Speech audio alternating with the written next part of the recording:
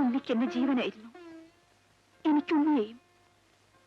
ഒരിക്കലും പിരിയില്ലെന്ന വിശ്വാസത്തോടെ ഞങ്ങൾ ജീവിക്കുമ്പോൾ ഒരു ദിവസം എന്റെ അച്ഛന്റെ പെങ്ങളുടെ മകൻ, നിന്റെ ഡാഡി, ലീവിൽ വന്നു.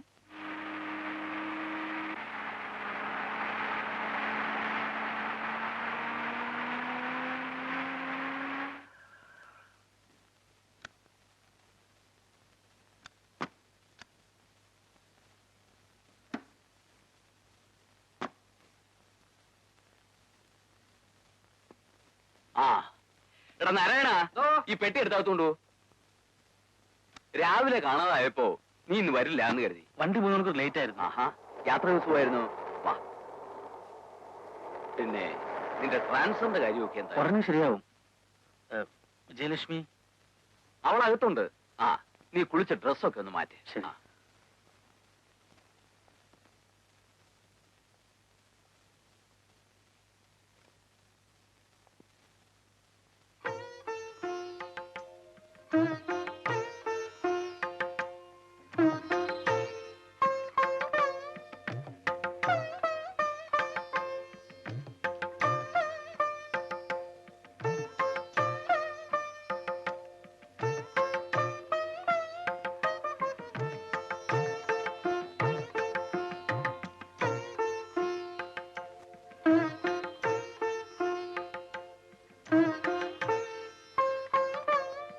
മോഹം എന്ന പക്ഷി വിജയലക്ഷ്മി. വേണോട്ടിനോ? വേണോട്ടിന് എപ്പോ വന്നു? ഞാനിപ്പോ വന്നതേ ഉള്ളൂ. നിന്റെ ഈ അസുഖം ഇതുവരെ മാറിയില്ലേ? ഈ കഥ, നോവൽ, കവിത കാര്യമൊക്കെ കൊള്ളാം. പക്ഷെ റിസൾട്ട് വരുമ്പോ പേപ്പർ നമ്പർ കണ്ടില്ല എന്ന് പറഞ്ഞ് കരയരുത്. അതൊന്നുമില്ല, ഞാൻ പാസ്സാവും. 10 മണി കഴിഞ്ഞു, 1 മിനിറ്റ് ലേറ്റ്. വേണ്ട വേണോട്ടാ, മുഴുവൻ തെറ്റാ. ഞാൻ വെറുതെ എഴുതിയതാ. അപ്പോഴേ സാഹിത്യാരി, ഇടയ്ക്ക് നമ്മളെ കുറിച്ചും ഓരോ കഥയൊക്കെ എഴുത്. ഒന്ന് പോവേണോട്ടാ. ഞാൻ പോയി കുളിച്ചിട്ട് വരാം. കുറെ നാളായി പുഴയെ മുങ്ങി കുളിച്ചിട്ട്. നീ വന്ന എന്നെ സൂപ്പ് എടുത്തതാ.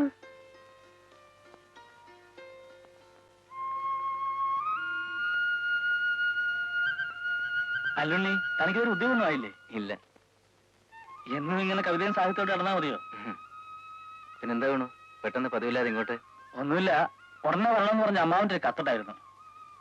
എന്താ പ്രത്യേകിച്ച്? പ്രത്യേകിച്ചൊന്നുമില്ല. എനിക്കൊരു അമ്മാവനും അമ്മാവൻ ആൻഡ്രോനും അല്ലേ ഉള്ളൂ. പെട്ടെന്ന് കാണണം തോന്നുന്നുണ്ടാവും. വന്നിട്ട് കുറെ നാളായില്ലേ? പാലക്കാട്ട് ഉദ്യോഗം കിട്ടി പോയിട്ട് 2 വർഷമായി. പിന്നെ ഇങ്ങോട്ട് വന്നിട്ടില്ല. പ്രൊബേഷൻ പീരീഡിൽ എങ്ങനെയാ ലീവ് എടുക്കുക? കാര്യം പറഞ്ഞ അമ്മാവൻ മനസ്സിലാവുമോ? എന്റെ അമ്മ മരിച്ചപ്പോ നാട്ടിൽ വന്നതാ. വിജി പറഞ്ഞപ്പോഴാ? അല്ല, വിജയലക്ഷ്മി പറഞ്ഞപ്പോഴാ അമ്മ മരിച്ചു വരെ ഞാൻ അറിഞ്ഞത്. ഞാൻ നിന്നെ വിളിപ്പിച്ചത് വിജയലക്ഷ്മിയുടെ കല്യാണക്കാര്യം പറയാനാ.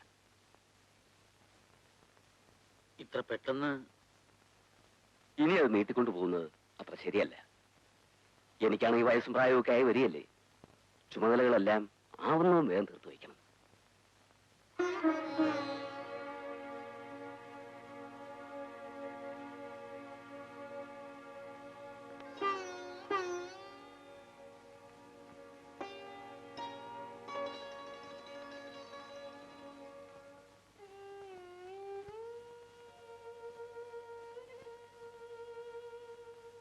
വേണോട്ടിനെ അച്ഛൻ വിളിച്ചു വരുത്തിയത് ഇതിനാണെന്ന് ഞാൻ അറിഞ്ഞിരുന്നില്ല.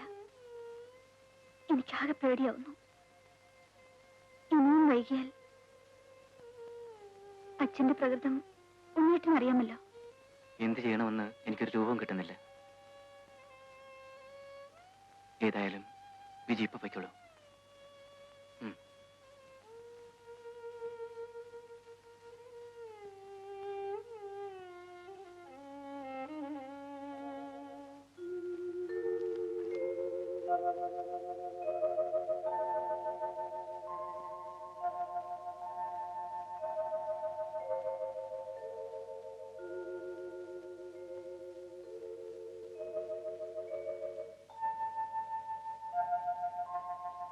വേണോട്ടാ,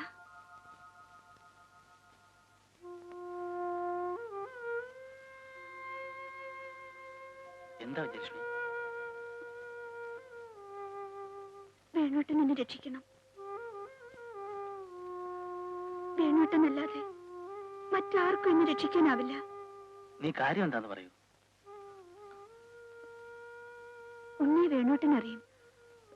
നിങ്ങൾ ഒന്നിച്ച് പഠിച്ചിട്ടുണ്ട്. ഞാനും ഉണ്ണിയും തമ്മിൽ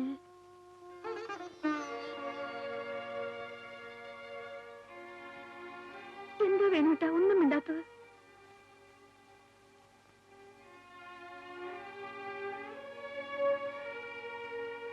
ഒരു അന്യജാതിക്കാരനെ വിവാഹം കഴിക്കാൻ അമ്മാവൻ സമ്മതിക്കുമെന്ന് തോന്നുന്നുണ്ടോ? വേണോട്ടാ, എനിക്കിതിന് കൂട്ടു നിൽക്കാനാവില്ല. വേണോട്ടൻ ഞങ്ങളെ തമ്മിൽ അകറ്റരുത്. ഉണ്ണിയെ എനിക്ക് മറക്കാനാവില്ല. അച്ഛനോട് പറഞ്ഞ് എങ്ങനെയെങ്കിലും ഞങ്ങളുടെ വിവാഹം നടത്തി തരണം. വിജയലക്ഷ്മി,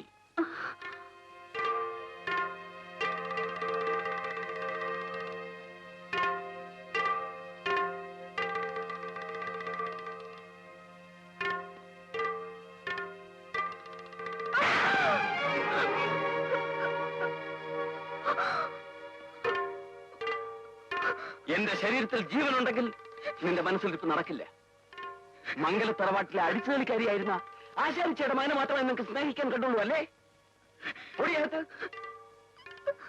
ഇനി നീ അവനെ കണ്ടുപോയാൽ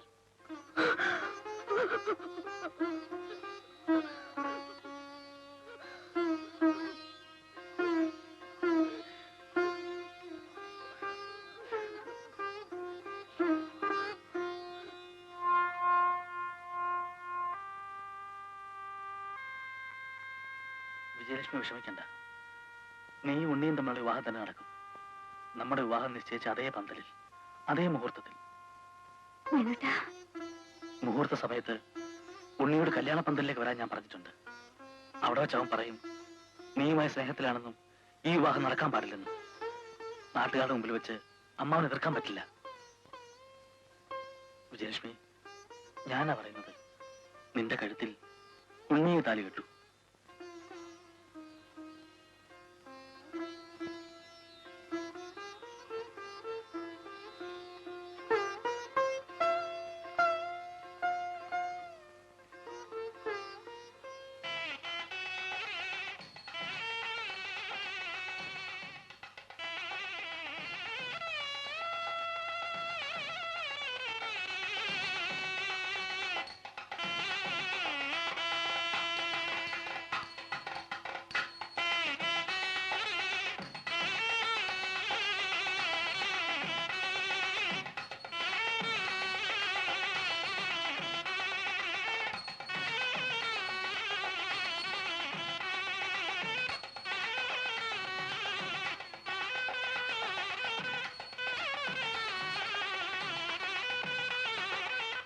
വന്നാട്ടെ.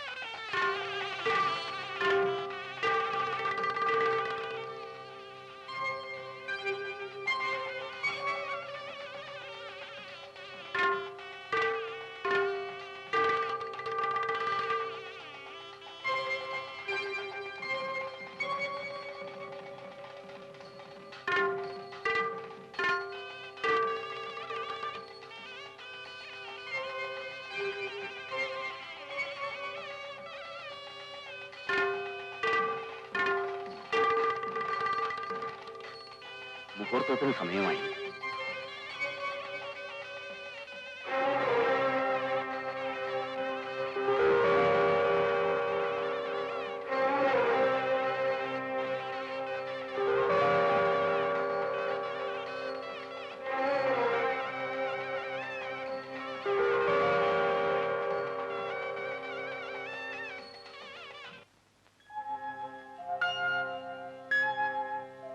മോളെ, നടക്കേണ്ടത് നടന്നു.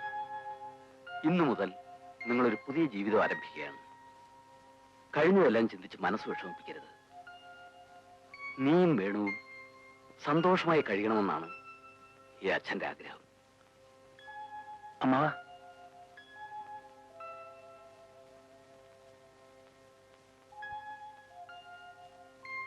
എന്താ വേണു?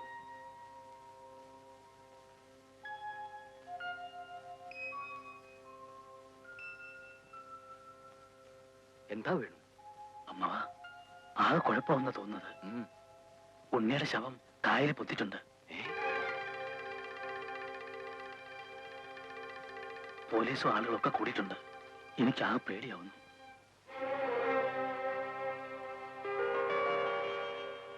നീ ഒന്നുകൊണ്ടും പേടിക്കണ്ട. അവൻ ആത്മഹത്യ ചെയ്താണെന്നേ ആളുകൾ ധരിക്കും. എല്ലാം ഞാൻ നോക്കിക്കൊള്ളാം. നീ ധൈര്യമായിരിക്കുക. ഏതായാലും നിങ്ങൾ ഇന്ന് തന്നെ നിന്റെ വീട്ടിലേക്ക് പോയിക്കൊള്ളൂ. ഇവിടെ നിന്നാൽ നിനക്ക് മനസ്സിനൊരു സമാധാനം ഉണ്ടാവില്ല. വേണു, നീ എനിക്കൊരു കാര്യം ഉറപ്പു തരണം. ഉണ്ണി എങ്ങനെയാണ് മരിച്ചതെന്ന് ഒരിക്കലും നീ എന്റെ മോളോട് പറയരുത്. ഇല്ലമ്മവ.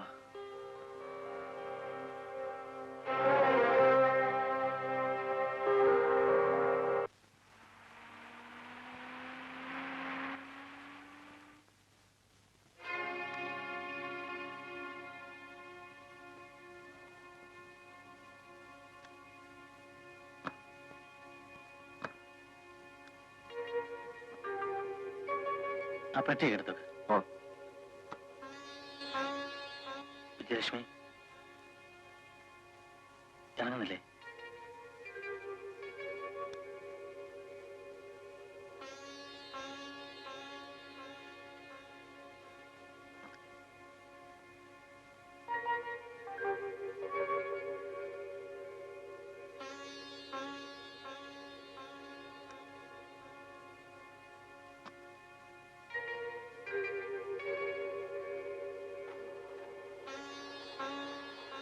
കാല് കഴിക്കാനും കുരവയിടാനും നിലവിളക്ക് കൊളുത്താനും ഇവിടെ ആരും ഇല്ലാന്ന് വിജയലക്ഷ്മിക്ക് അറിയാമല്ലോ.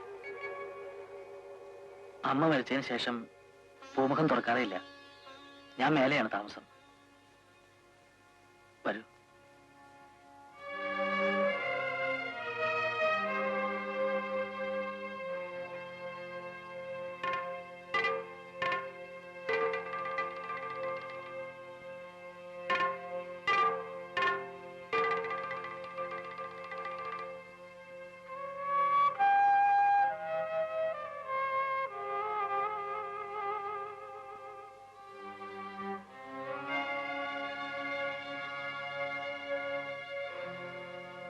ഇതാണ് ബെഡ്റൂം.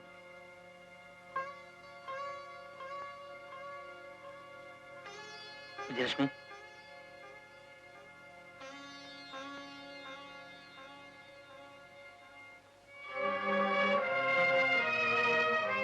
ഇരിക്കൂ.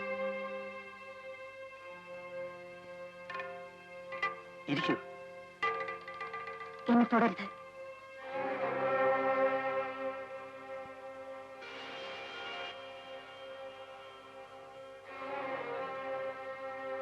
സോറി.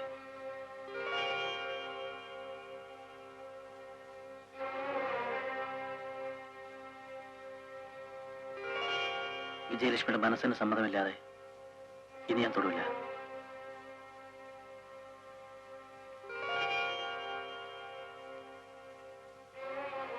യാത്ര ചെയ്ത് വന്നതല്ലേ, ക്ഷീണം ഉണ്ടാവും. കിടന്നോളൂ.